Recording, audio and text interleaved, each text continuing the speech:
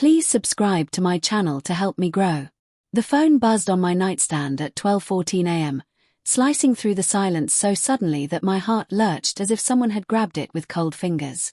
I blinked at the screen, still half asleep, and the message glowed back at me in the darkness. We need to talk. I've messed up and don't know how to explain. For a few seconds I couldn't breathe. The words hammered against my ribs, each one a blow.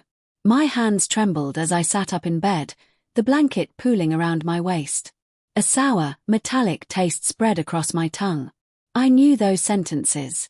Anyone who had been in love feared those sentences. They only ever meant one thing, even when we tried to deny it. I stared at my reflection in the black screen after it dimmed. My pulse thudded inside my ears, loud enough to drown out the hum of the ceiling fan. My wife, Alina, was supposed to be at a work retreat. She had texted me hours earlier, telling me the team dinner was running late, that she'd call when she got back to her room. I had believed her, because that was what trust was. You believed even when something felt off. I forced myself to respond. What happened? Are you safe?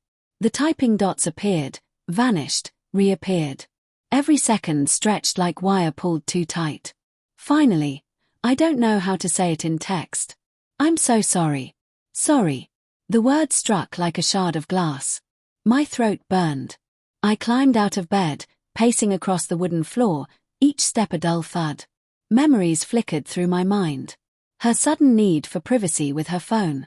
The late nights she said were work-related. Her distracted smile when I touched her shoulder. All tiny things I brushed away because love can make denial feel like devotion. I dialed her number. She picked up on the second ring. Her voice was barely a whisper. Please don't hate me. My stomach dropped. Alina, what did you do? There was a quiet inhale, shaky, as if she had been crying. I made a mistake tonight. A really awful one. I pressed a hand to my forehead, feeling sweat bead along my hairline. Are you alone? No. That single word crushed whatever fragile hope remained. I closed my eyes, imagining another presence in her hotel room. My chest tightened, painful and suffocating. I wanted to scream, to demand answers, but my voice came out restrained, almost gentle. Is he there? A pause. Soft. Guilty. Yes. The silence after that was devastating. It felt like standing inside a collapsing building, dust filling my lungs while the world caved in. I sank onto the edge of the bed, gripping the sheet with white knuckles. Did you sleep with him? I asked. Her breath hitched. She didn't answer, but the absence was answer enough. A strange calm settled over me, not peaceful but hollow, like the numbness that follows a severe burn. My mind split between fury and heartbreak. Between wanting to hang up and wanting to know every detail. Between blaming her and blaming myself. Love makes you dissect ruin as if understanding it will undo the destruction. Why? I whispered. She choked back a sob. I felt lonely. You've been so busy. I convinced myself it wasn't a big deal until it happened. I swear I didn't plan it. Hearing her voice fracture with guilt should have comforted me. It didn't. It only deepened the wound.